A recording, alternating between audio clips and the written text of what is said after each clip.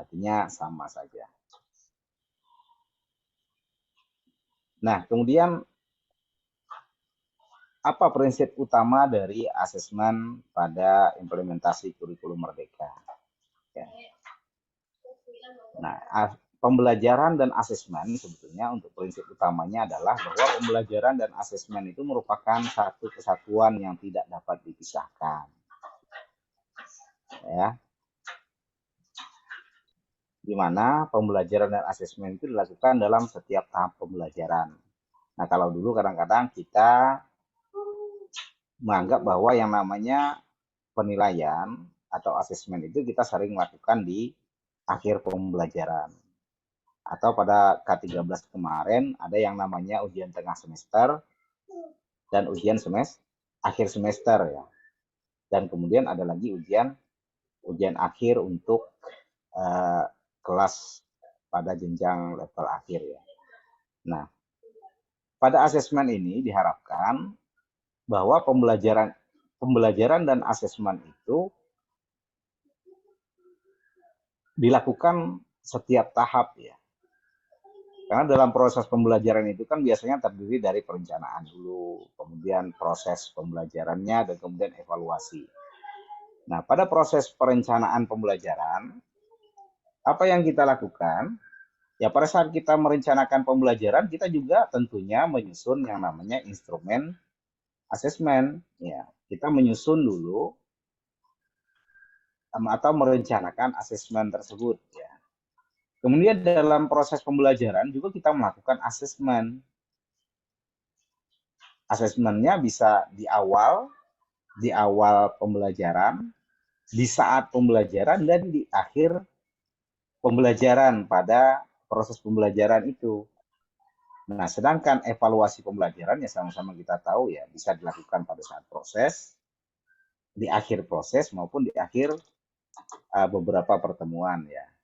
Tapi yang jelas asesmen pada implementasi kurikulum Merdeka ini merupakan satu kesatuan yang dilakukan secara berkesinambungan Bapak Ibu ya. Untuk apa ya? Untuk kita bisa menjadikan hasil asesmen itu sebagai sebuah feedback dari pembelajaran kita. Ya, kita bisa tahu siswa ini sudah mencapai tujuan pembelajaran atau belum. Apa kelemahannya, apa kelebihannya pada saat pembelajaran itu bisa kita lakukan feedback atau perbaikan dalam pembelajaran kita.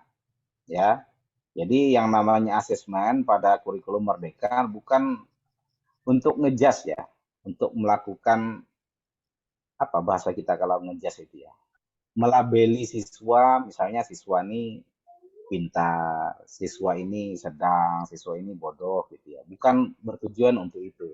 Tapi asesmen dalam kurikulum Merdeka ini lebih bertujuan untuk memperbaiki pembelajaran kita. Ya. Jadi informasi atau hasil dari asesmen itu bisa kita gunakan untuk merencanakan pembelajaran berikutnya. Atau bagaimana kita melakukan intervensi kepada siswa ya, atau bagaimana kita memberikan tindakan kepada siswa yang memang membutuhkan bantuan kita, baik secara kelompok maupun secara individual, sebetulnya seperti itu. Nah, kemudian jenis-jenis dari asesmen pembelajaran itu kemarin kita ada 3 ya, ada 3, namun ada perbedaan pendapat juga ya sebetulnya. Tapi yang jelas kalau dalam pembelajarannya, kalau asesmen itu sendiri dulu kan kemarin kita sudah bicarakan ada 3, yaitu asesmen awal. Di kita juga memang di modul kita ada 3 juga, asesmen awal dan asesmen formatif dan asesmen sumatif ya. Mungkin kalau dibedakan adalah asesmen awal dan asesmen pembelajaran lah gitu ya. Nah, untuk asesmen pembelajaran ada yang namanya asesmen formatif dan ada namanya asesmen sumatif. Apa itu asesmen formatif? asesmen formatif itu adalah asesmen yang dilakukan di awal pembelajaran dan pada saat pembelajaran. Untuk apa? Untuk merefleksi proses pembelajaran. Nah, di awal pembelajaran kita bisa melakukan pretest atau apersepsi, Bapak Ibu ya. Nah, disitulah letak asesmen awal yang kita lakukan. Kita dapat mengukur. Jikalau pada saat apersepsi itu biasanya kita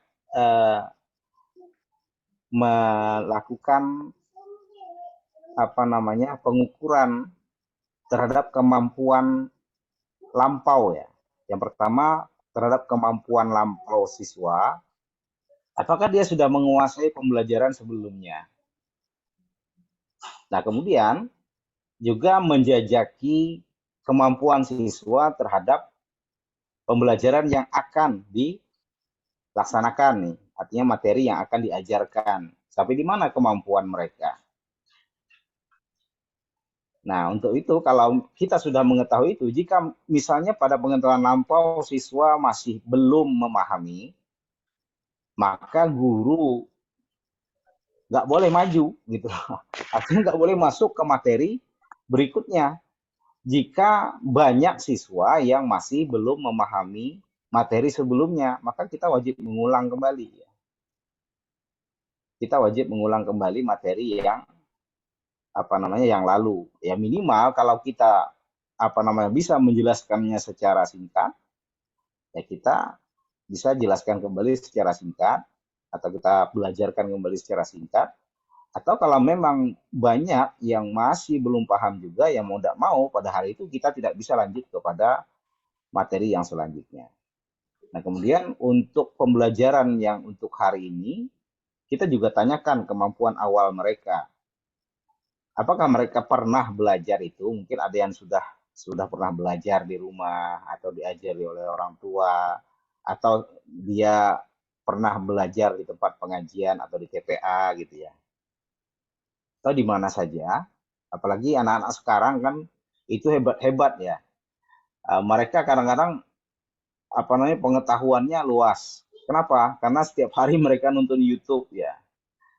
Nah, kalau memang mereka hobinya misalnya tentang sejarah, ya mungkin mereka sudah pernah mengetahui tentang sejarah dari yang akan kita ajarkan. Nah, kita akan lihat sampai di mana kemampuan mereka terhadap materi yang akan diajarkan. Nah, jikalau nanti ternyata banyak yang sudah paham atau sebagian, maka penekanan kita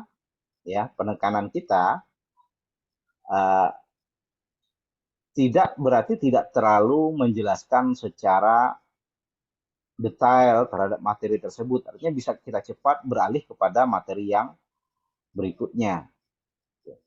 Atau kita manfaatkan mereka yang sudah paham untuk bisa memberikan pengalaman mereka atau melakukan sharing informasi kepada teman-teman yang belum ya. Itu salah satu juga bentuk kita untuk mengembangkan kemampuan dari siswa terhadap materi kita. Jadi metode pembelajaran kita tidak terlalu banyak karena dalam kurikulum Merdeka sebetulnya pada kurikulum sebelumnya juga guru memang banyak hanya sebagai fasilitator saja. Namun kebiasaan kita adalah guru itu kalau tidak banyak berbicara di kelas, rasanya tidak abdol ya. Rasanya tidak abdol kalau tidak kita banyak menjelaskan materi.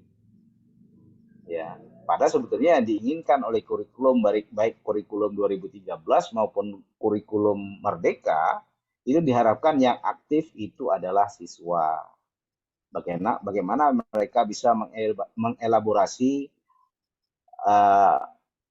materi yang ada dari hasil eksplorasi yang mereka lakukan baik di luar kelas maupun pada saat di dalam kelas. Nah, kemudian asesmen yang berikutnya adalah asesmen sumatif. Nah, asesmen sumatif itu adalah asesmen yang dilakukan di akhir pembelajaran untuk memastikan ketercapaian keseluruhan tujuan pembelajaran. Nah, jadi bedanya di situ ya Bapak Ibu.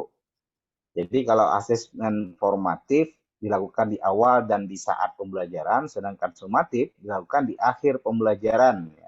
Nah, di akhir pembelajaran ini bisa pada beberapa tujuan pembelajaran atau di akhir pembelajaran atau di akhir jenjang ya.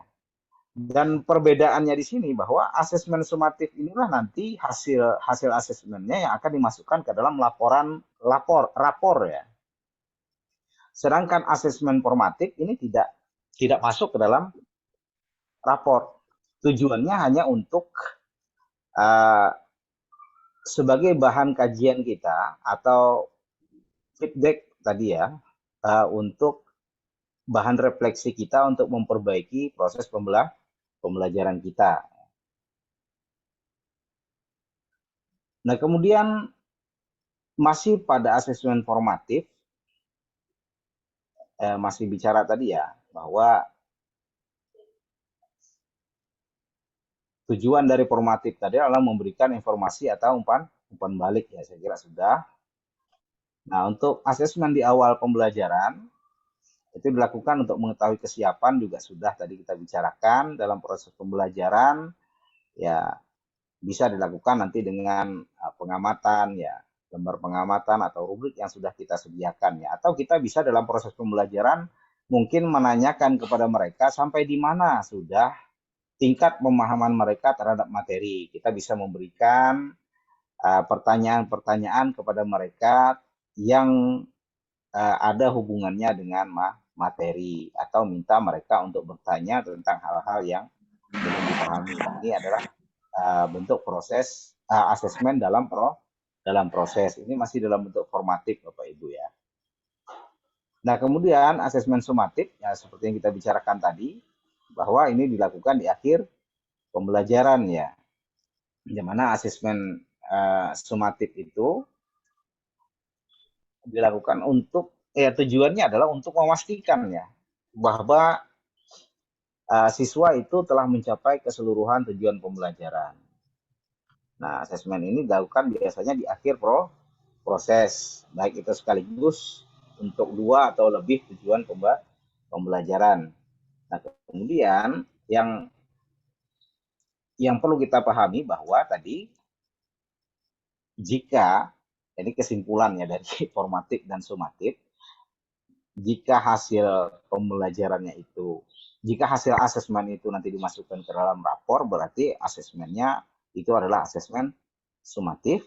Sedangkan jika hasilnya tidak tidak diikutkan dalam proses rapor, maka termasuk asesmen formatif ya.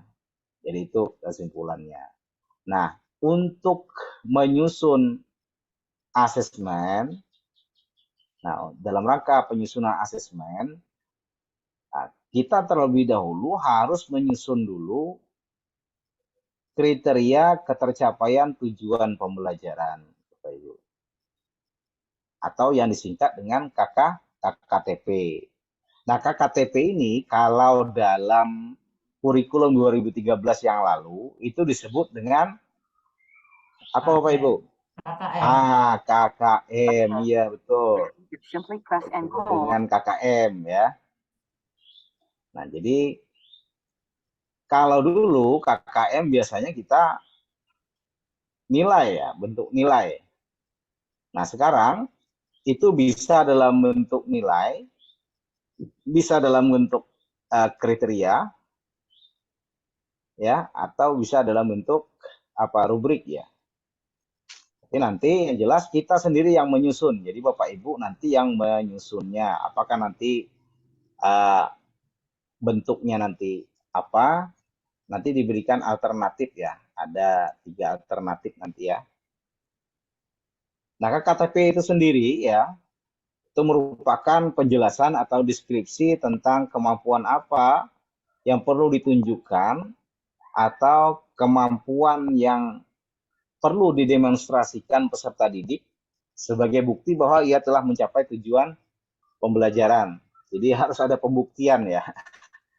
Jadi siswa harus membuktikan apakah dia sudah mencapai tujuan pembelajaran atau belum. Nah, kita yang menyusun kriterianya itu. Kapan mereka mencapai KKTP. Nah, kalau dalam KKN dulu kan gitu ya. Ada yang tuntas, ada yang belum tuntas. Ya kan? Kalau KKN dulu. Jadi ada yang sudah mencapai tujuan pembelajaran, ada yang belum. Nah, bagaimana kalau dengan yang belum? Kalau yang belum biasanya kita berikan remedial ya. Jadi remedial itu nanti harus ada intervensi kita ya. Nah, remedial di sini nanti misalnya kalau asesmennya dalam bentuk tes atau dalam bentuk soal misalnya. Nah, dia nilainya belum sampai. Apa yang harus dilakukan? Ya harus ada intervensi atau ada apa namanya? Ada perlakuan ya. Ada perlakuan terhadap siswa tersebut. Bukan tidak apa namanya? Uh, jangan mereka disuruh untuk mengisi soal lagi ya.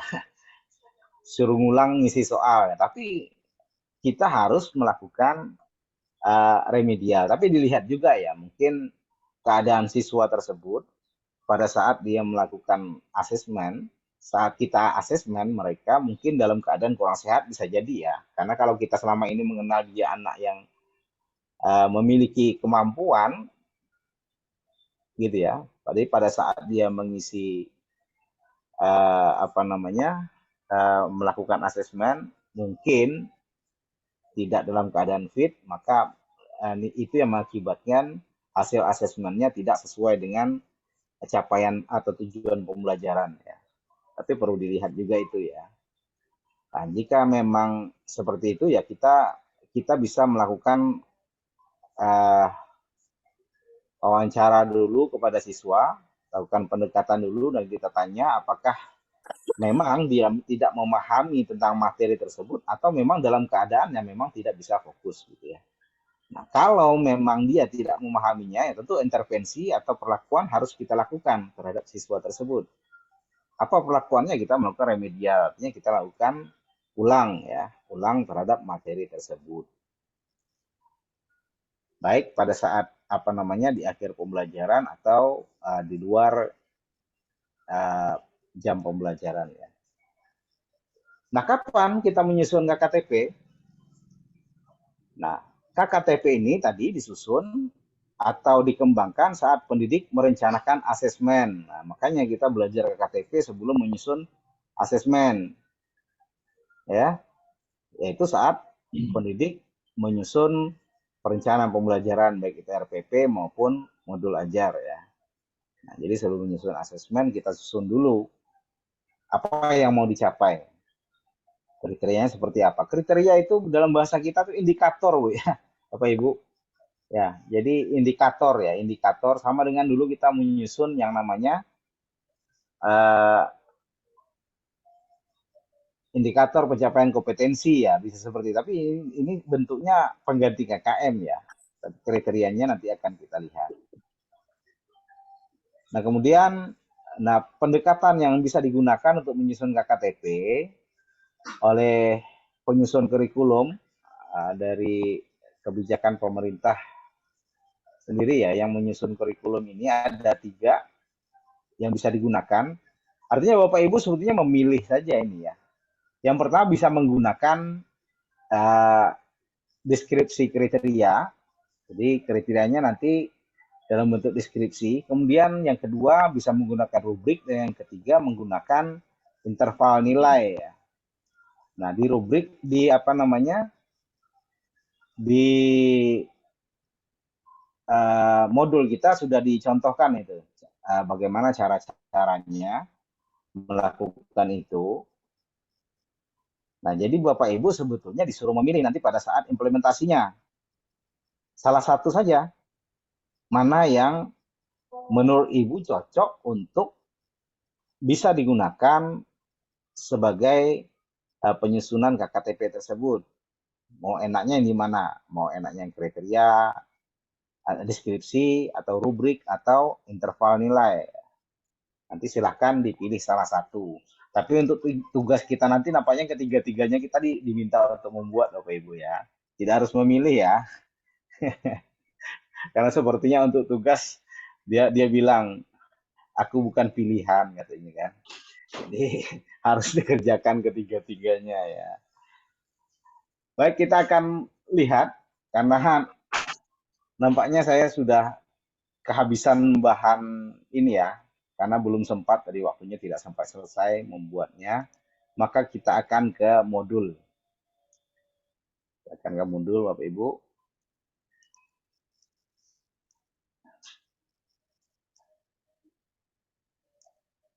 Nah, ini sudah terlihat modul kita. Ini penyusunan ke KTP. Bagaimana cara menyusun ke KTP? Nah, di ini dulu yang perlu diperhatikan di sini dilihat ya, bahwa di pesan ini di sini nih disuruh memperhatikan dalam penentuan KTP. Yang pertama, tidak disarankan untuk menggunakan angka mutlak, misalnya 75, 80 dan sebagainya sebagai kriteria. Yang paling disarankan adalah menggunakan deskripsi. Namun jika dibutuhkan, pendidik diperkenankan untuk menggunakan interval nilai. Misalnya 70 sampai 85, 85 sampai 100 dan sebagainya. Ya, jadi nanti kemampuan itu dikelompokkan berarti ya kalau pakai interval. Nanti contohnya ada di bawah ya. Tapi yang paling disarankan itu adalah menggunakan deskripsi. Ingat bahwa yang paling disarankan dalam penyusunan KKTP adalah menggunakan deskripsi ya. Nah, ini nampaknya untuk madrasah disarankan seperti itu. Nah, seperti yang sudah kita bahas tadi bahwa ada tiga ya, ada tiga pendekatan yang bisa digunakan. Yang pertama adalah menggunakan deskripsi kriteria ya. Nah, penggunaan deskripsi kriteria ini beralih pula dia nih. Nah, mana tadi? Maaf Bapak Ibu.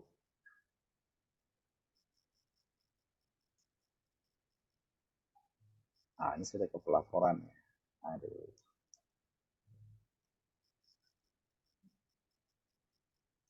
Ya, alur.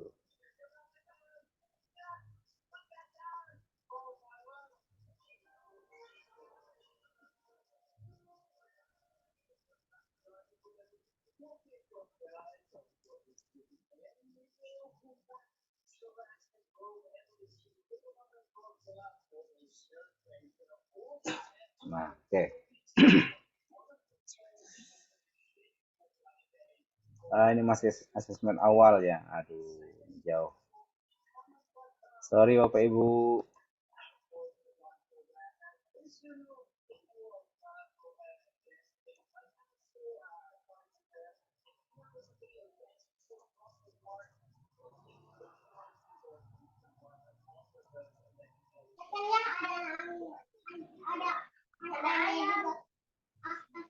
Nah, ini dia.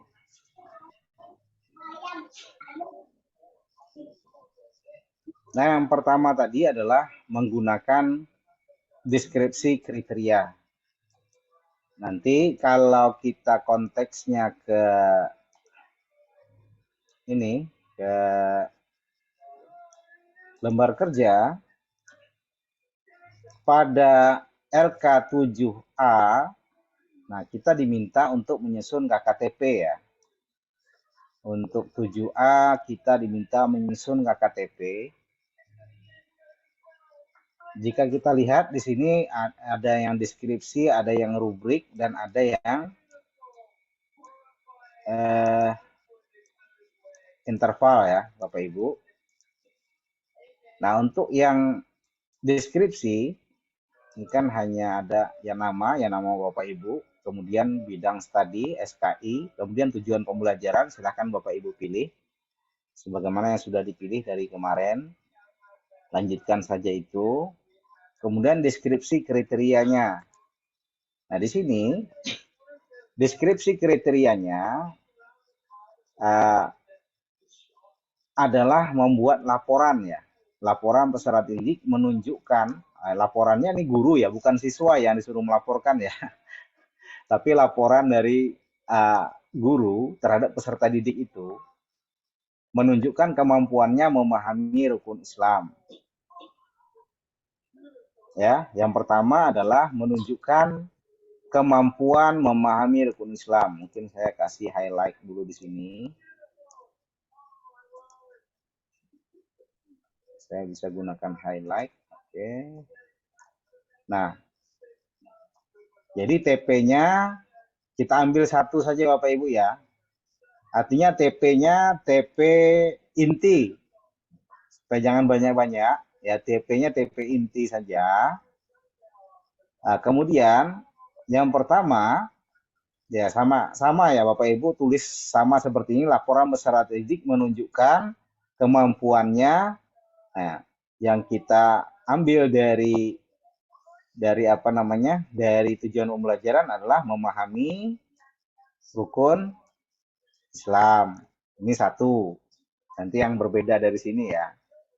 Nah, perilakunya menggambarkan hubungan kausalitas logis antara pemahaman ilmu dengan praktik dalam kehidupan sehari-hari. Ya, mungkin bisalah ini bisa diikuti ya. Hubungan kausalitas, atau Bapak Ibu bisa menggunakan bahasa lain ya, atau perilakunya, nah, bahasa sederhana saja, perilakunya menggambarkan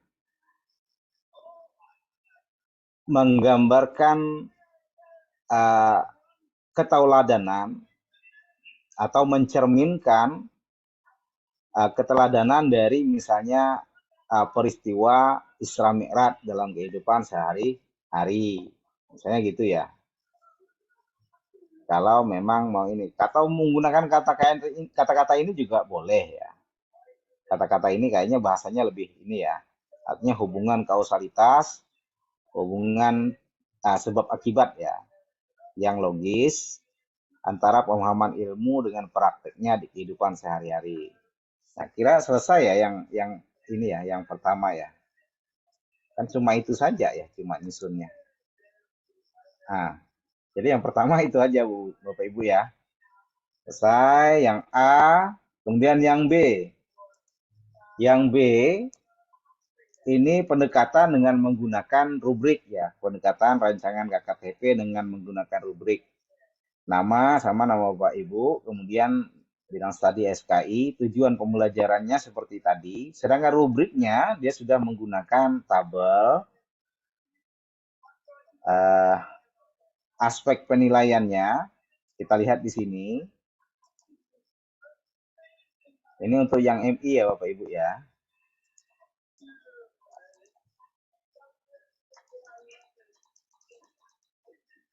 Saya kira bentuknya sama ya. Aspek penilaian, kemudian mahir, cakap, layak, baru berkembang. Ini adalah kriteria dari ketercapaian tujuan pembelajaran ya. Jadi ada kriteria mahir, kriteria cakap, layak, dan baru berkembang ya. Nah, nanti bisa Bapak Ibu buatkan aspek penilaiannya di sini. Ya, aspek penilaian ini ini sebetulnya bentuk pengembangan ini kemarin ya Bapak Ibu ya. Pengembangan tujuan pembelajaran itu ya. Ya. Jadi untuk misalnya siswa itu dianggap dia mengerti tentang kehidupan masyarakat Arab sebelum Islam, itu apa saja dari segi pengetahuannya.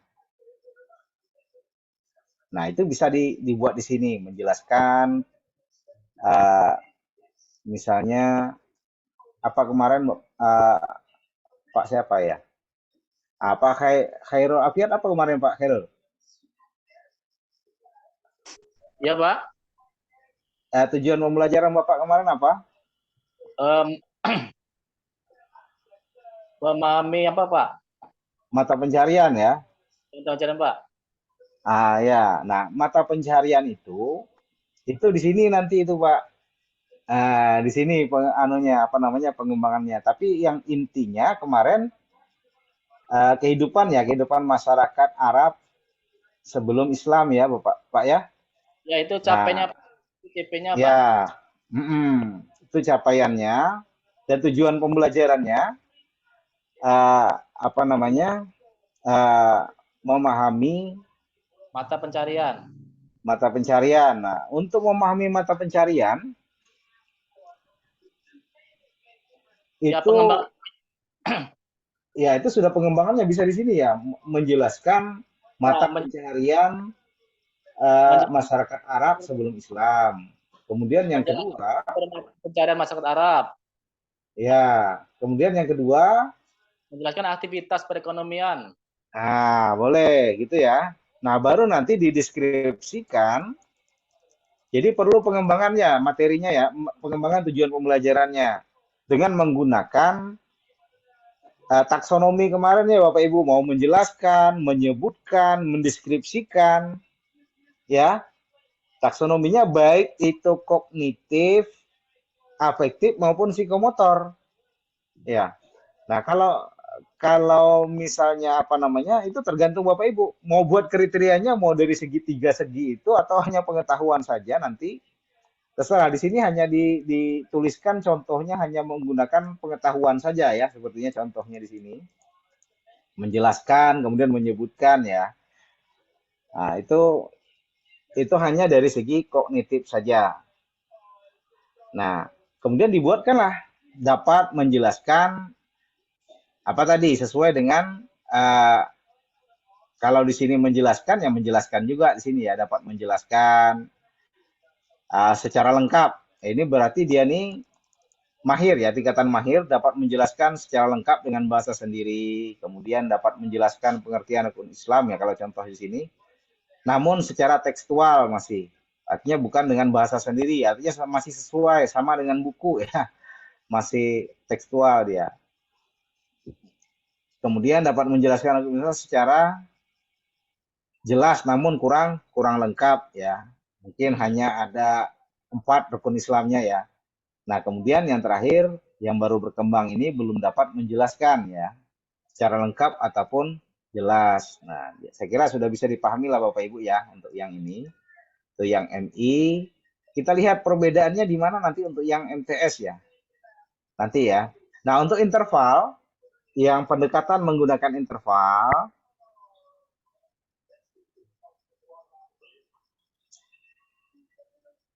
Nah, menggunakan interval ini, kalau dari contoh ini, peserta didik menunjukkan kemampuan memahami rukun Islam.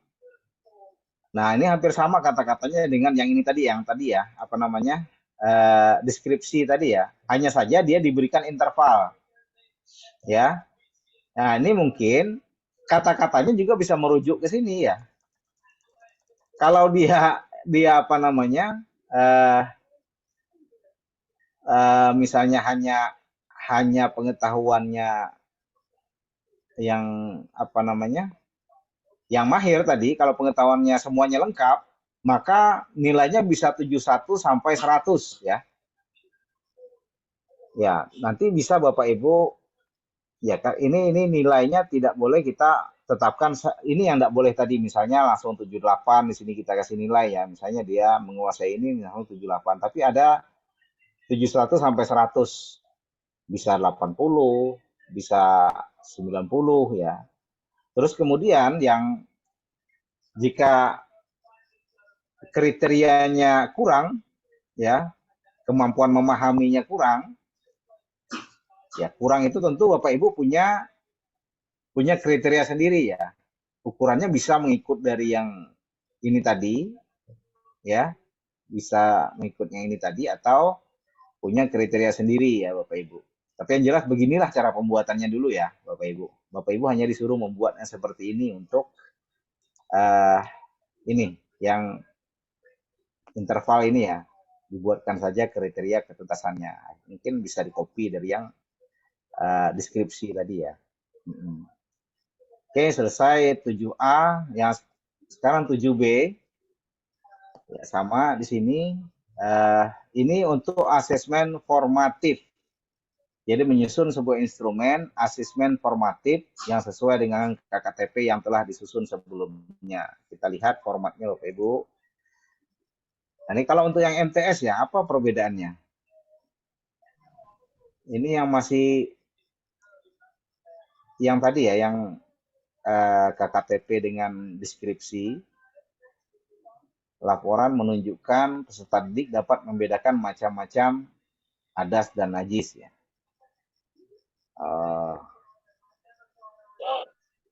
Ya, silakan Bapak Ibu lihat nanti perbedaannya ya.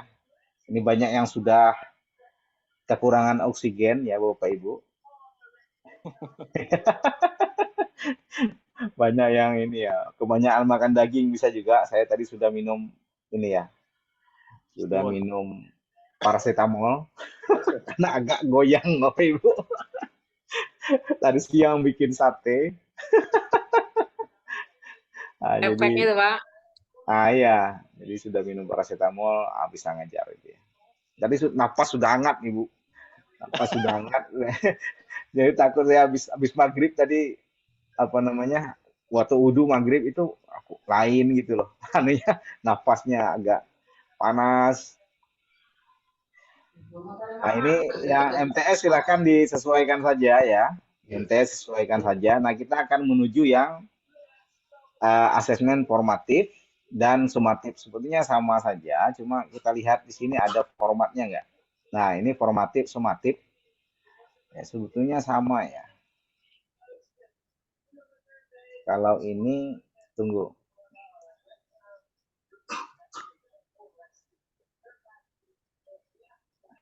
Sebetulnya sama ya. Coba kita lihat perbedaannya di mana. Bantu Bapak Ibu ya.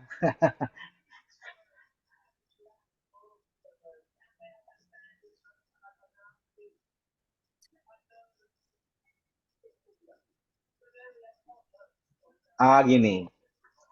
Kalau kita lihat, mungkin dari isi kontennya nanti ya Bapak Ibu. Indikatornya di sini nanti ya. Indikatornya ini kan apa namanya kalau untuk formatif, sebagaimana pengertian formatif tadi, bahwa formatif itu untuk asesmen awal dan proses ya. Mungkin kita bisa yang proses saja lah dulu ya. Yang pada saat proses.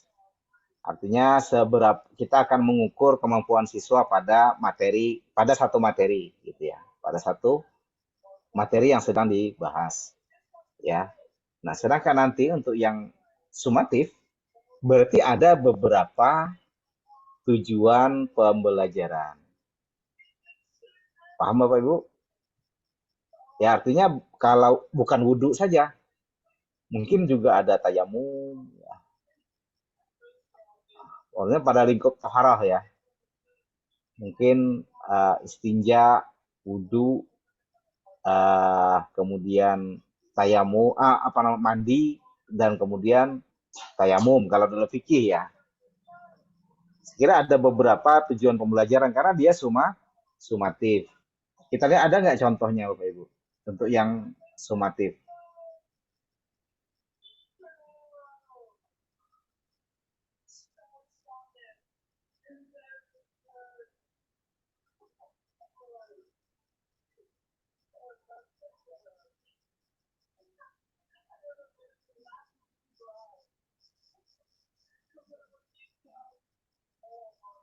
Sepertinya tidak ada ya.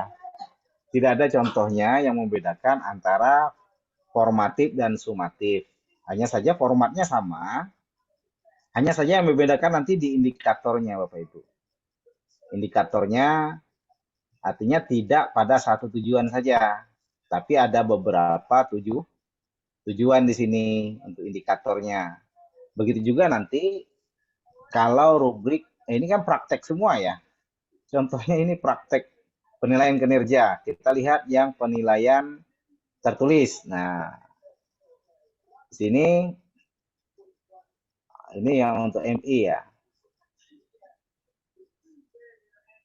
Ini menulis basmalah, hamdalah, ta'awuz. Artinya ini tiga tujuan kan, beda-beda ya apa namanya tujuan pembelajarannya ya, beda-beda. Artinya nanti, nah Bapak Ibu pahami ya tingkat kognitif ini.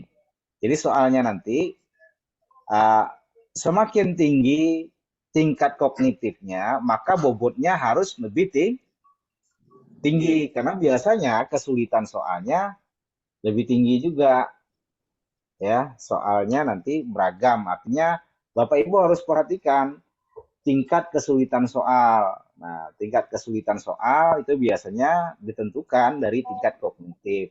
Nah, ingat Bapak Ibu, untuk yang MI itu biasanya digunakan C1, C2, dan C3 itu lebih baik ya. C1, C2, C3 ada lah ya. Dalam bentuk HOTS ya. Karena nggak mungkin dia bisa mencapai C6 ya. Nah, maksimal untuk MI itu sampai C3. C4 ya. Menganalisis, Pak. Menganalisis.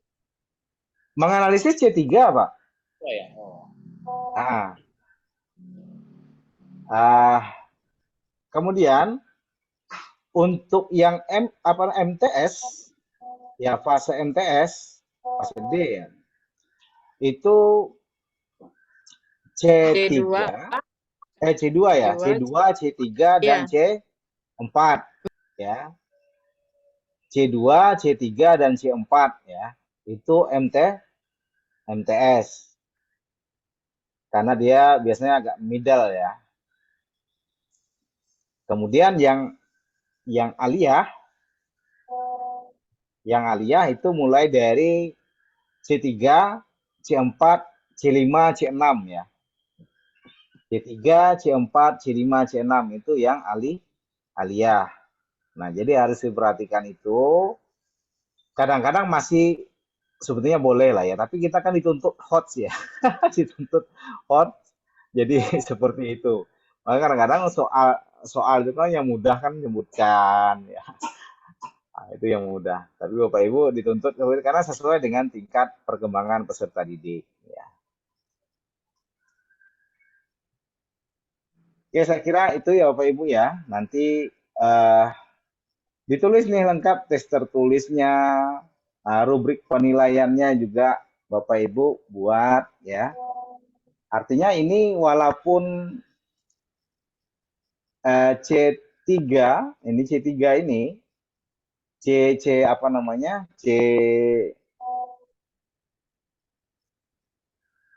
Kayaknya ini Bapak Ibu disuruh milih saja lah ya. Ini kan menyusun sebuah ya, perhatikan, menyusun sebuah instrumen asesmen formatif yang sesuai dengan KKTP yang telah disusun sebelumnya. Kita menyusun 3 ya tadi sebelumnya.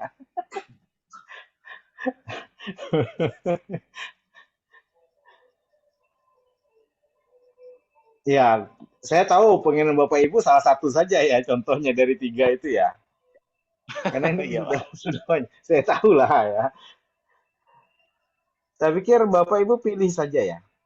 Tidak perlu lengkap ketiganya itu. Salah satu saya kan dia minta sebuah ya. Sebuah instrumen asesmen formatif sesuai dengan KKTP yang telah disusun. Kan sebuah saja ya. Untuk yang formatif. Mau yang apa namanya yang rubrik ya, rubrik penilaian tentu ada ya penyusunannya. Kita lihat apakah nanti instrumennya itu tes tertuliskah ya. Ini kan di sini ada teknik, tergantung teknik penilaian Bapak Ibu untuk itu ya.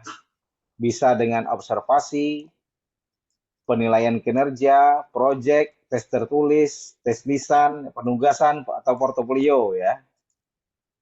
Nah, nanti terserah Bapak Ibu pilih saja salah satu instrumen ya. Kalau misalnya penilaian kinerja, ya ini formatnya gitu ya. Ya, Nah, ini formatnya. Nah, kalau tes tertulis, nah ini loh formatnya, ya, Bapak Ibu. Ya, ini formatnya. Rubrik penilaiannya sudah ada juga, ya. Nah, nampaknya hanya dua itu yang dicontohkan ya, Bapak Ibu. Jadi penilaian kinerja dan tes tertulis. Ya, sebetulnya kalau apa namanya, kalau dilihat dari ini, ya itu kan ada observasi, ada performa atau kinerja dan tes tulis atau lisan ya. Nah, ini yang harus Bapak Ibu pahami pada kurikulum Merdeka, artinya tidak semua penilaian itu seperti dulu kan kita tes tertulis. Setiap eh, ujian akhir atau asesmen akhir atau evaluasi akhir kita selalu tes tertulis ya Bapak Ibu ya. Kita sering seperti itu. Tidak dalam kurikulum Merdeka tidak harus seperti itu. Kalau misalnya mata pelajaran olahraga misalnya. Kalau mata pelajaran olahraga, ah, kalau kemampuan atau tujuan pembelajarannya adalah siswa bisa berenang, nggak perlu kita tes tertulis ya. Cukup dia performanya saja suruh berenang. Kalau bisa ngambang, bisa bergerak, berenang, artinya sudah tercapai kan tujuan pembelajaran. Artinya tidak perlu harus tertulis ya. Untuk apa paham teori berenang kalau ternyata tidak bisa berenang gitu. Ya, gitu juga misalnya dalam Ya, Pak. SKI ya. Apa kira-kira? Ya, Nah, Pak. jadi Ya, Pak, tidak betul. mesti harus tertulis. Nah, ini contoh kalau SKI. dalam ini ya, dalam asesmen bisa menggunakan catatan anekdotal tapi tidak dicontohkan ya di ini kita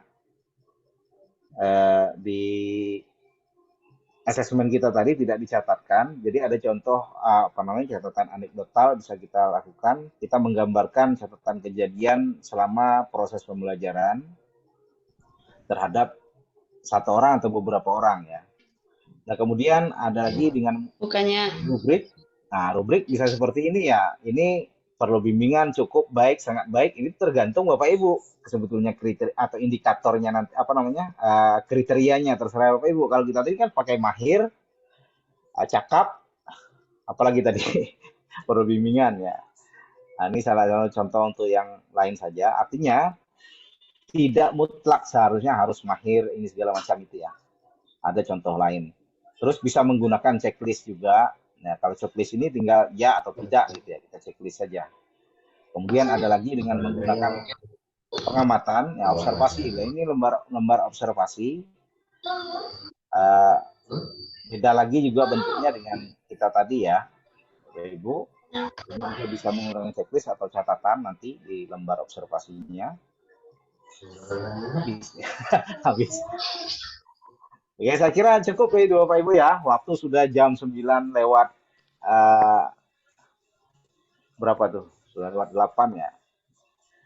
Nah, saya kira silakan kita kalau ada yang mau didiskusikan kita diskusikan, kalau tidak ada kita cukupkan. Untuk sementara saya akhiri dulu share screen-nya. Silakan Bapak Ibu jika ada yang ingin ditanyakan atau kita diskusikan, silakan. Ya, Pak. apa? Catatan anekdot apa tadi Anekdotal. Iya. Kalau menurut pemahaman saya tapi nggak tahu ya makanya saya tanya. Itu kalau catatan anekdot itu kan kejadian secara tiba-tiba, Pak. Itu tadi makanya mungkin tidak dimasukkan ke dalam asesmen ya, anekdotal itu ya. Memang catatan kejadian pada saat pembelajaran itu ya. Kita bisa iya, maksudnya mohon anekdotal. maaf, sepengetahuan saya tadi kan ada catatan anekdotal atau apa itu tuh. Kalau catatan anekdot itu kejadian tiba-tiba pas saat pembelajaran. Misal kita waktu belajar ada Pak Ijo, itu tiba-tiba Pak Ijo ngantuk terus ya apalah gitu loh, pokoknya itu dicatat dalam catatan kejadian tiba-tiba. Nah, apakah itu Ya. nanti dimasukkan dalam tadi waktu Bapak terangkan itu tadi? Ya, itu masuk. Nanti ada dua, Bu. Tadi kan lembar anekdotal, terus ada kartu anekdotal ya. Terus ada juga apa namanya memang agenda masuk dalam agenda ini ya, agenda kelas ya. Agenda kelas, tapi catatannya dalam bentuk anekdotal itu ya. Tapi untuk pada kurikulum Merdeka tidak hanya sekedar kejadian begitu saja ya. Tentu kita bisa lebih mendalami apapun kejadian. Artinya catatan anekdotal itu, oh ya, mau tidur. Tunggu Pak Ibu ya. Hmm, hmm, hmm, hmm, hmm, hmm. Udah. Hmm. Makasih ya, udah jadi anak baik hari ini ya. Besok lebih baik lagi ya. Masya Allah. Iya, itu kita harus afirmasi. Malam kemarin itu dia bangun tidur, pagi dia marah. Pokoknya di waktu dekat tuh saya lupa untuk afirmasi ke dia kan. Iya, mudah-mudahan gitu ya.